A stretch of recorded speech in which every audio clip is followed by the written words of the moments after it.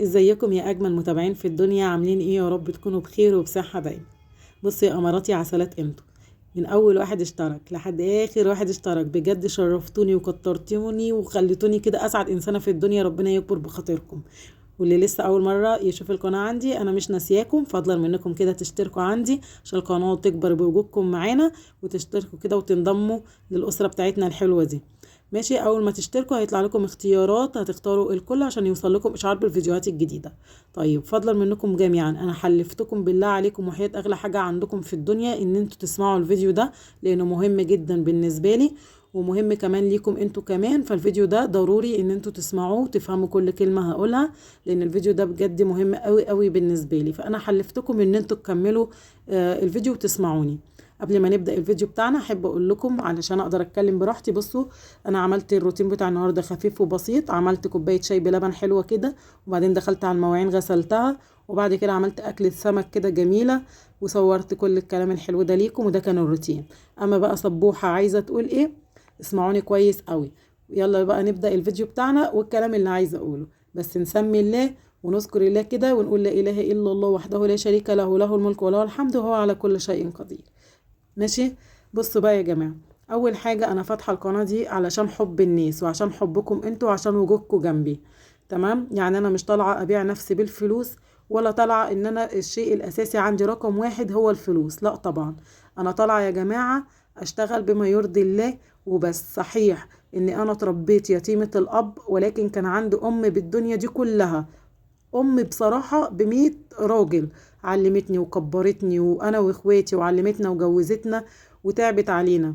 يعني انا اتربيت يا جماعة، متربية. ماشي. ان انا القصص اللي انتوا عايزينها دي بعيد عني خالص. طب بتقولي الكلام ده ليه يا صبوحة؟ هفهمكم، بس خليكم معايا واحدة واحدة. اول حاجة، بما ان اتكلمنا في موضوع القناة، بصوا يا جماعة، انا في البيت، زي ما احنا عارفين معايا اولاد، ربنا يبارك لي فيهم يا رب ويجعلهم ذريه صالحه وتعبي معاهم بفايده. معايا 6 اولاد واخديني من الدنيا ومن الحياه ومن الناس. فانا فكرت ان انا افتح القناه دي علشان الاقي حب الناس والاقي اهل وناس، ويكون في تغيير في يومي كده، واكون مبسوطه وانا بصور ان معايا ناس هتتفرج عليا وهيكونوا ليا سند وظهر بعد ربنا. تمام. ما فكرتش ان انا افتح القناة عشان خاطر الفلوس، او ان انا ممكن ابيع نفسي او ابيع اي حاجة عشان خاطر الفلوس. الكلام ده بعيد خالص. القناة عندي اساسا واقعة، والقناة عندي لسه ما فيهاش ساعات. ولو ربنا كرم، وده طبعا المشوار طويل وفي رزق لولادي، اكيد مش هقول لا. صحيح باباهم مش مخليهم عايزين اي حاجة، ولكن دول 6 ولاد يا جماعة. 6 ولاد، ده 3 بنات و3 صبيان. يعني لو في قرش او داخل او رزق داخل، اكيد مش هقول لا. بس طبعا القرش ده يجي بالتعب وبالشقة وبما يرضي الله. مش هقول لا، هيكون رزق لولادي في الزمن اللي احنا فيه ده، وتربيتهم بقت صعبة والمصاريف الجامدة دي. فانا اكيد مش هقول لا. لو في رزق ماشي، موافقة، بس بما يرضي الله. مفيش رزق هيدخل لي وهتعب في القناة على الفاضي، لا مش هتعب على الفاضي، لان انا هيكون مبسوطة وسعيدة ان انا معايا اجمل ناس في الدنيا. يعني مش هكون زعلانة جدا.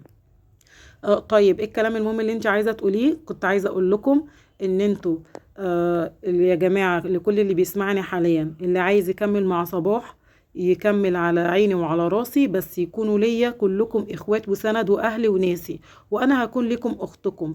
اي حاجه غلط يا جماعه مش موجوده عندي في القناه خالص. بما يرضي الله كده انا ماشيه. الكومنتات اللي بتتكتب، بصوا يا جماعه، في ناس بتخش تكتب لي ان هم عايزيني معاهم بالفلوس. وفي ناس تانية عايزاني اشتغل معاها على الواتس. طبعا شغل عيب وحرام بالفلوس. وفي ناس عايزاني، كل كومنتاتهم بصراحة سخيفة جدا. انتي ليه ما بتلبسيش ضيق؟ ليه ما بتلبسيش بنطلون ليجن وستريتش؟ ليه دايما طالعانا بعباية وبجلابية وبلبس واسع؟ انت فاتحة القناة، يعني انت كده بتسدي نفسنا عن ان احنا نبص عليك ونشوفك ونشاهد لك. لازم كده تلبسي لنا جلابية خفيفة كده من بتوع البيت وتكون شفافة. وكومنتات بصراحة صعبة جدا. هو انا يا جماعة طالعة اكل عيش وطالعة اجمع ناس وحب الناس، ولا طالعة ان انا استعرض نفسي والبس عريان والكلام ده؟ واللي عايز بقى ميك اب، اللي انت ليه طالعه لنا بوشك كده؟ احنا عايزين مكياج. لون شعرك ايه؟ بين لنا شعرك. هو في ايه؟ الكلام ده يا جماعة مش هتلاقوه عندي خالص. ربنا يستر عرض الولاية كلها. الناس اللي عندها الكلام ده الله اعلم بحياتهم ايه، وربنا هو المطلع، ملناش دعوه بحد. ولكن القناه هنا عندي من اول فيديو لاخر فيديو روتينات محترمه ملهاش علاقه باي حاجه تاني. عايزه اقول لكم ان انا بربي ولادي وبحبهم وبحب جوزي وشايفه واجبات بيتي وامي مربياني كويس. واي غلط انا مش هستنى ان انا افتح يا جماعه قناه يوتيوب عشان خاطر اعمل الحرام والغلط، اكيد لا. فاهمين يعني؟ انا كان الطريق هيبقى قدامي سهل لكن انا فتحت قناه يوتيوب بكل ادب واحترام، وعايزه الناس اللي تكون موجوده معايا تكون برضو واخدين صباح اختهم، مش اكتر ولا اقل من كده. اي حد هيكمل معايا على العين والراس، بس في حدود الادب. اي حد طالب اي حاجه حرام واي حاجه عيب، مشكورا ليه ولوجوده معانا يتفضل يخرج من القناه، لان مش هيلاقي الكلام ده موجود عندي. الكلام بقى المهم الاكتر للقنوات الصغيره، ما تقعوش في غلط يا جماعه ان حد يقول لكم عايزين رقم للتواصل، ده في اكل عيش حلو من البيت بفلوس حلوه وشغل محترم وشغلي على يعني هيرضيكم، والكلام ده كل الكلام ده عيب. وكل الكلام ده كذب في كذب. وعايزه اقول لكم ان انا تواصلت مع حد فعلا، واحدة ست، وقالت لي الشغل محترم وشغل عبايات ولبس بتاع الشركة وحاجات كده وبس. ولما تواصلت معاها لقيت الكلام غير كده خالص. عايزة تعرضني على ناس برا مصر، الساعة ب3,500. عايزين بقى فيديوهات ولبس وعريان وحاجات زي كده، وبيع لهم نفسي قصاد الساعة ب3,500، والناس دي برا مصر. فطبعا ما تواصلتش بقى معاها تاني وعملت لها اغلاق ليها يعني وحظر، ورحت جيت حذفه التليجرام خالص. فبدات ان هي تبعت لي تهديدات والكلام ده، وما جاش مني الكلام ده خالص. وجوزي كمان خد الرقم ومخليه معاه لاي حد يفكر انه يرن عليه يبهدله او يشوف الناس دي ايه. فانا يا جماعه اي حاجه غلط مش هتكون عندي.